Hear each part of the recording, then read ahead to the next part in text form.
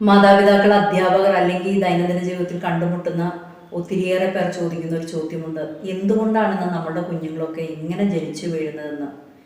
ശരിയാണ്, 2021 കണക്കനുസരിച്ച് 68 കുട്ടികൾ ജനിക്കുമ്പോഴാണ് ഒരു കുഞ്ഞ് ഓട്ടിസമായിട്ട് ജനിക്കുന്നതെങ്കിൽ ഇന്ന് അതിൻ്റെ റേറ്റ് ഒത്തിരിയേറെ കൂടിക്കൊണ്ടിരിക്കുകയാണ്.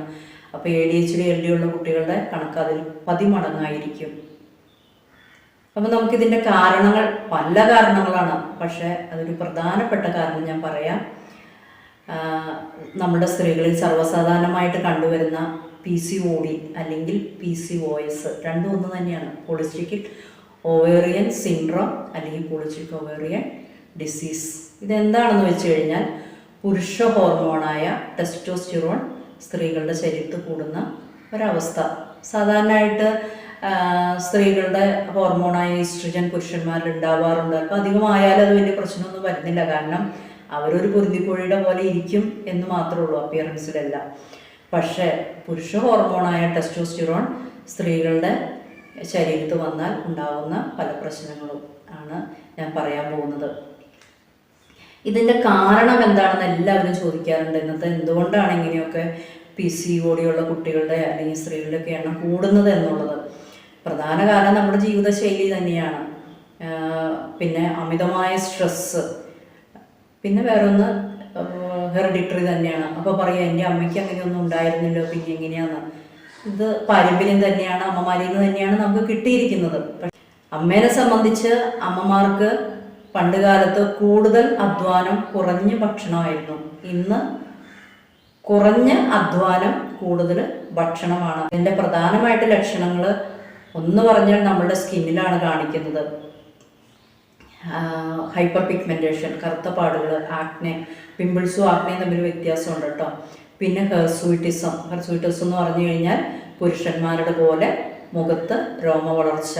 പിന്നത്തെ ലക്ഷണങ്ങളാണ് irritability, mood swing, anxiety, depression, periods ഇറഗുലറായിട്ട് വരിക, ഇൻഫെർട്ടിലിറ്റി. അതുകൂടാതെ അമിതമായിട്ട് വണ്ണം വയ്ക്കുമ്പോൾ തന്നെ ഒരു പുവർ ബോഡി ഇമേജ് വരാൻ തുടങ്ങും.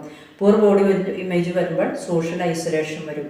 പിന്നെ ഇത് കൂടാതെ ഇവർക്ക് ഇമ്മ്യൂണിറ്റി വളരെ കുറവായിരിക്കും. പിന്നെ മാരിറ്റൽ ഡിസ്കോർഡൻസ്, ദാമ്പത്യ ജീവിതത്തിലുള്ള വൈരുദ്ധ്യങ്ങൾ, അവിടെ പതുക്കെ കല്ലുകടിയൊക്കെ ആരംഭിക്കും. അപ്പം മനസ്സിലാക്കുക, ഇത് അവരുടെ ഒരു പേഴ്സണാലിറ്റി ഡിസോർഡർ അല്ല, ശരിക്കും അവരുടെ ഒരു ഹോർമോണാണ് ഈ കിടന്ന് അവരെ കൊണ്ട് ഇത് ചെയ്യിപ്പിക്കുന്നത് എന്നുള്ളത്. പക്ഷെ ഞാൻ ഇവരിൽ കണ്ടേക്കുന്ന ഒരു പ്രത്യേകത ഉണ്ട് കേട്ടോ. ഇവർക്കൊരു മാസ്കുലിൻ പേഴ്സണാലിറ്റിയാണ്, ഒരു പൗരുഷം ഉള്ളത് കൊണ്ട് എപ്പോഴും ഇവർ കരിയർ ലൈഫിൽ അല്ലെങ്കിൽ പ്രൊഫഷണൽ ലൈഫിലൊക്കെ നല്ല ഉയർന്ന നിലയിലെത്തുന്ന വ്യക്തികളായിരിക്കും. കാരണം എന്ന് പറഞ്ഞാൽ എന്ത് ഉത്തരവാദിത്വം ഇവരെ ഏൽപ്പിച്ചാലും ഇവർ ധൈര്യത്തോടെ അത് ഏറ്റുവാങ്ങി ചെയ്ത് തീർത്ത് കൊടുക്കുവാനുള്ള ഒരു കപ്പാസിറ്റി ഇവരിൽ എപ്പോഴും ഉണ്ട്. ഞാൻ സാധാരണ പെൺകുട്ടികളിൽ അല്ലെങ്കിൽ സ്ത്രീകളിലൊക്കെ കണ്ടേക്കുന്ന ഒരു കാര്യമുണ്ട്. ഇവർക്ക് ഇങ്ങനെയുള്ള പ്രശ്നങ്ങളുണ്ടെങ്കിൽ ആദ്യം ഒരു അമിത വണ്ണത്തിന് വേണ്ടി ഭക്ഷണം കുറയ്ക്കും. പിന്നെ ഇവരുടെ ഫേഷ്യൽ ഹെയറൊക്കെ റിമൂവ് ചെയ്യാൻ വേണ്ടി ഒരു ബ്യൂട്ടി പാർലറിൽ പോയി അതും സെറ്റ് ചെയ്യും. അത് നിങ്ങളുടെ ലക്ഷണങ്ങളെയാണ് നിങ്ങൾ ചികിത്സിക്കുന്നത്. കാരണം അവിടെ തന്നെ കിടക്കുവാണ്. അപ്പം നമ്മൾ ഒരു കുഞ്ഞിനെ ആഗ്രഹിക്കുകയോ അല്ലാതെയോ നമ്മളൊരു ഗൈനക്കോളജിസ്റ്റിനെ കൺസൾട്ട് ചെയ്യുക. അവരിതൊരു മൾട്ടി ഡിസിപ്ലിനറി അപ്രോച്ചിലൂടെ ഇത് സെറ്റാക്കുന്നതാണ്. അതിനകത്ത് ഒരു ഗ്രൂപ്പ് ഓഫ് ടീമായിരിക്കും വർക്ക് ചെയ്യുന്നത്. ഗൈനക്കോളജിസ്റ്റ് കാണും, ഇൻഫെർട്ടിലിറ്റി സ്പെഷ്യലിസ്റ്റ് കാണും, കൗൺസിലേഴ്സ് കാണും, കോസ്മെറ്റോളജിസ്റ്റ് കാണും, ഫിസിക്കൽ ട്രെയിനേഴ്സ് കാണും, ഡയറ്റീഷ്യൻ കാണും. ഇവരെല്ലാവരോടും കൂടി ഒത്തുചേർന്ന് പ്രവർത്തിച്ച് നമുക്ക് നല്ലൊരു വ്യക്തിത്വം തരും. നമ്മളുടെ ഒരു നല്ല ആരോഗ്യമുള്ള ഒരു കുഞ്ഞിനെ ബെയർ ചെയ്യാൻ വേണ്ടി നമ്മളുടെ ശരീരത്തെ ഒരുക്കും.